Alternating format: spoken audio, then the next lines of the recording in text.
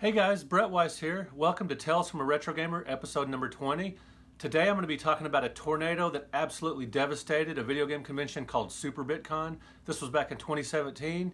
But before I get to that real quick, I'm going to tell you about Name Your Game Expo. That's a convention taking place in Tulsa, October 5th and 6th. And that's in Oklahoma as well, and that's what reminded me of the devastation of Super Bitcon 2017. If you go to my website, brettweisswords.com, I'll tell you a bit more about Name Your Game Expo. Really looking forward to that show. Okay, so let's flash back to Friday, April 28th, 2017.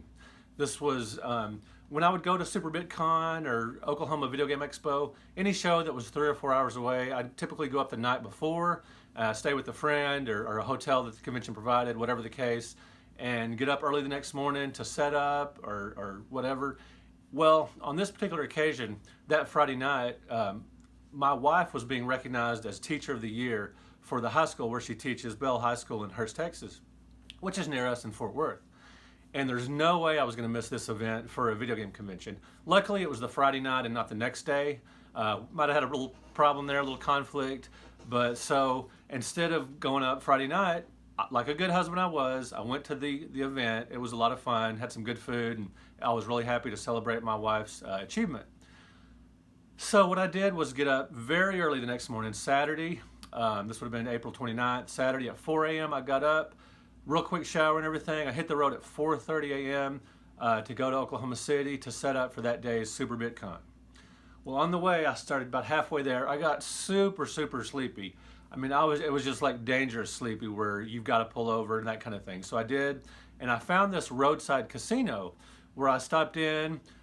As you may know, in different casinos, they have free soda, and you can, help yourself. They draw you in with that, and they don't want you to leave if you need a drink. They want to keep you there playing the games.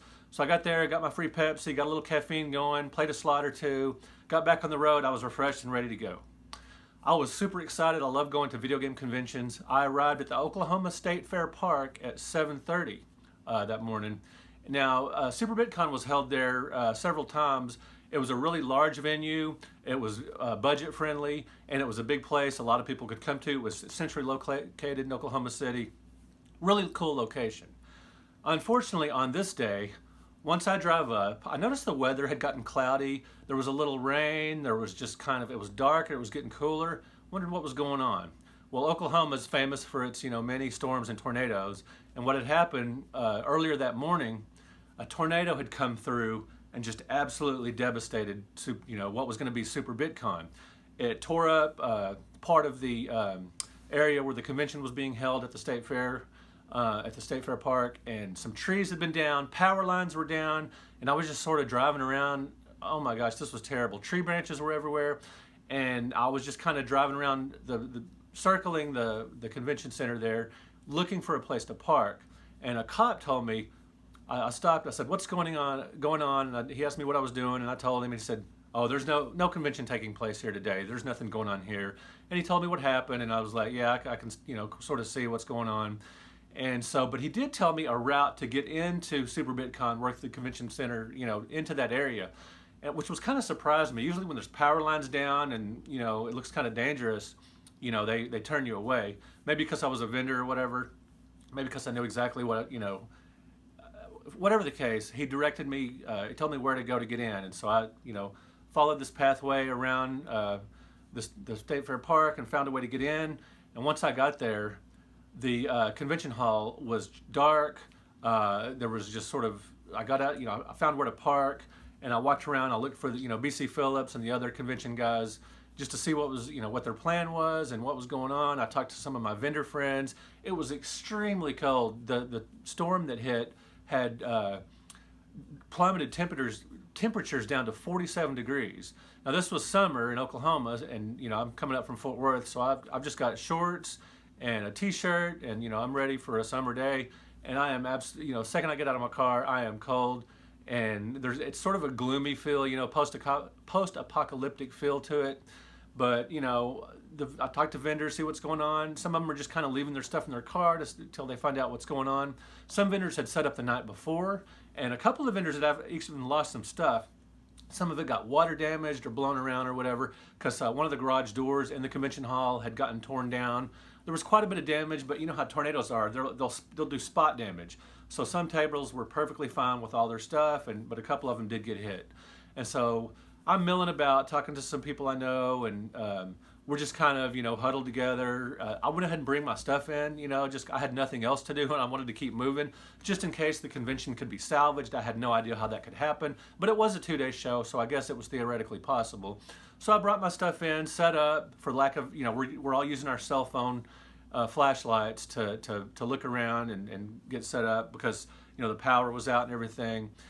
And one thing I noticed was, so it turned this tornado turned the convention hall basically into what looked like a fallout shelter, but colder and with less lighting. And vendors were sitting around in the dark and talking. But what I did notice was there wasn't a feeling of absolute desperation or devastation. Everybody was trying to keep each other's spirits up. We were talking about, hey, maybe the show can be salvaged, at least maybe for tomorrow. And they seemed to be more concerned about the convention organizers than they were themselves or their profits, because this was a much bigger hit to the convention organizers and the facility than it was to us, as individual vendors. And so everybody was, pretty positive. Well, at 11 a.m., the show promoters gathered all the vendors. We had a big meeting, and, it was a big show. There's probably, 40, 50, 60 vendors there, maybe more, I don't know. And we're all huddled around, and he says, guys, obviously the show is canceled today, and we'll keep you guys posted, checking on Facebook to see what's going on. And the show was canceled. And, we figured that. We weren't surprised, but we just wanted to hang around there. And we didn't really have anywhere else to go, too. A lot of us were in from out of town to set up at the show. So what am I going to do? So I text my friend Delph. Delph Meek lives nearby, and I was going to stay with him that weekend anyway. So I text him, tell him what's going on. I said, the show's been canceled. I'm just kind of hanging out here. So he comes over, or no, he directs me. He said, come on over to my house, and we'll figure something out. And so I go over, and Delph is a super cool, super nice guy. He buys me lunch. He gives me a coat to wear because, once again, I'm very cold. And as a matter of fact, I was so cold that day, I shuffled through my the stuff I was selling, and I put on this shirt, so I had double T-shirts at least to wear. That was better than nothing. And so Delph was really cool. And so what we ended up doing was we had the whole day to kill. Instead of doing the show, we had a full day Saturday.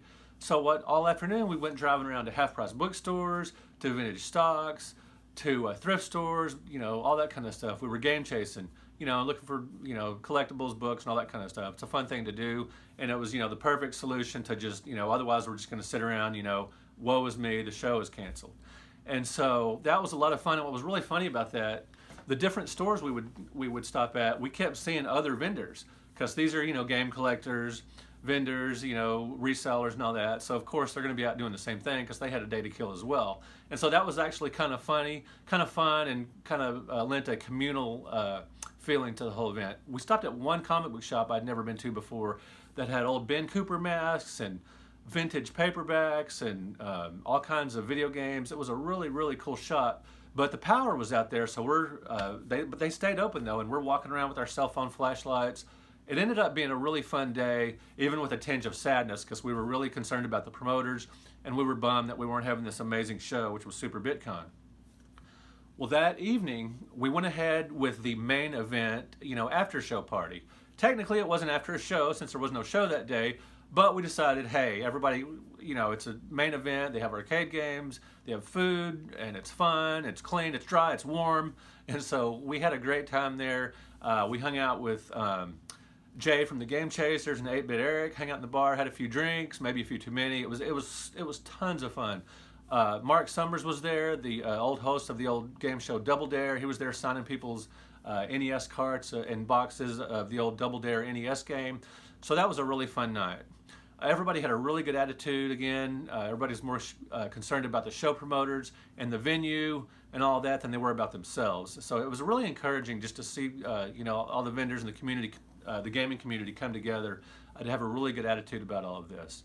Well, amazingly enough, late that night, we were given, maybe at 1 or 2 in the morning, we were given the announcement that the emergency workers in Oklahoma City pulled off an astonishing feat. They said the show is a go for Sunday. I was truly amazed. At that point, once it got to be about midnight, we thought, there is no way the show is going to go on. The power was out, trees were down, part of the structure itself was damaged, where the show was going to be. Impossible. You know, if nothing else, there's going to be safety regulations. Even if they got the power back on and it was good to go, safety regulations being what they are, there's no way the show is going to go on. So props to the workers of Oklahoma City, the emergency workers, and the electricians and all that. They got it going. They got the power back on, and they got everything cleaned and dried. It was stunning. It was remarkable. And the show that Sunday, it was a super busy show, lots of energy. Everybody was really excited that the show could go on. We got out through Facebook and social media, email and everything, texting. We got out the word to as many fans and friends and everybody as possible that the show would go on. There were tons of people on that Sunday. Everybody made money, even with a loss on Saturday. So it was a great time. The vendors, our friendships were strengthened among each other because we had, anytime you go through a trial like that, you form bonds, and nobody got, super mad, and it was just great. And so it was a really encouraging experience overall. I hated that the tornado came through, but I'm glad I was there as a vendor and as a guest or whatever, because I'm glad I got to know the vendors a little better and to see just the positivity among the retro gaming community. Now, that was the last Super Bitcon, unfortunately. I think it was tough to recover from that. Plus, a lot of the organizers, some of them were getting married, some of them were going to college, and some of them had, they had other responsibilities. So the show, that was the last one, but boy, it was one to remember, and I'll never forget that weekend. It was a lot of fun. So thanks to everybody who was a part of that show and helped it go on for that Sunday. Now, guys, if you could comment below, have you ever been looking forward to a convention and it just didn't turn out to be like you wanted it? Maybe a guest didn't show up. Maybe it was canceled. Maybe there was a weather issue. Maybe your car broke down on the way. Maybe you just couldn't attend somehow. Just leave a comment below if you were ever disappointed with a convention, or if something ever surprised you about a convention you were going to. Speaking of comments, last week I asked you to comment what your favorite Super Nintendo game that was coming to the Switch. Had some really cool comments. In particular, Taylor T. Carlson says he loves Super Mario World. That's his favorite game coming to the Switch from the Super Nintendo. He says, though the box art is inaccurate, it claims that there are 96 levels. There are actually only 74. The confusion stems from there being 96 exits to the levels.